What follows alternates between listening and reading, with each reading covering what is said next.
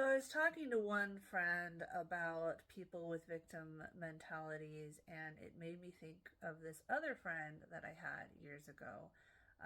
They were an online only friend, but I talked to them like every day, and so I still considered them friends. We used to role play together. Novel style role play together where you write a post and they write a post, etc. But she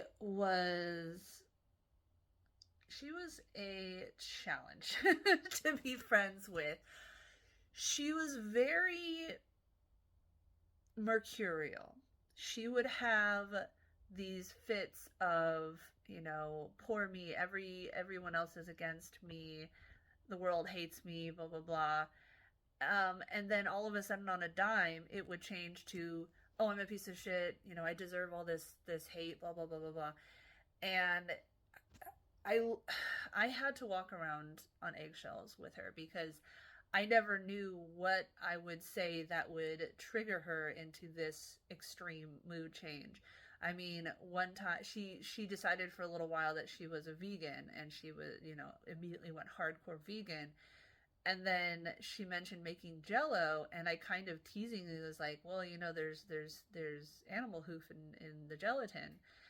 And she was like, oh, you're right, I ate animal, god, I'm a piece of shit. And it was like, whoa. I did not expect that response. And I was younger too, so still learning how to try to anticipate how people might take what I say. I mean, that's obviously a process that I'm still working on, but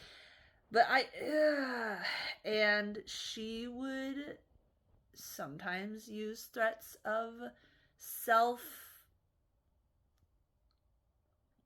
can't say it on TikTok because of the idiot censorship algorithms that will ban you even for talking about bad things. So, God forbid we actually call out abusive behavior, because we'll get censored as if we're supporting it. It's insanity.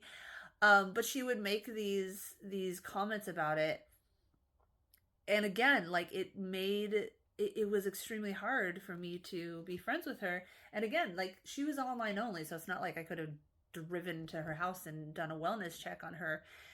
And eventually I just reached this point where I decided, for my own mental health, like, because I was struggling a lot myself. I still struggle somewhat, but since I started taking mood stabilizers, it's a lot better now. But I used to deal with ideation, SU ideation, stupid fucking censorship. Um, and so, like, it was not a good combination. And so eventually I just had to block her. And this was before I was making online videos and stuff, so it was a little easier to disappear. Um, and I still am nervous that that might have had some impact. Like, maybe she did eventually finish the deed, and I have no idea. I don't even remember her name, to be honest. Um, it was like Sarah or something like that. Like, I didn't know her last name, so I couldn't look it up. And then, like, all the logs of our role play is like 5-10 computers ago. So, but yeah, I don't know. I was just randomly thinking about her, and even though I know that we can't really hold ourselves responsible for someone else who is struggling mentally and who makes very harmful decisions for themselves, be aware of what you're saying. Don't bully them. But, if someone is prone to taking everything as a personal attack, we can't we can't let ourselves feel like, oh, they did this thing because of me. But it's still a challenge not to think of it, not to feel like, maybe it is my fault. Um, but yeah, I don't know. So I still occasionally am like, I don't know what happened to her. And I hate the thought that me cutting her off might have made things harder for her. But I don't think me still talking to her was helping her either, because she was still having these extreme mood swings and, extreme shifts in self-perception. And so I don't know.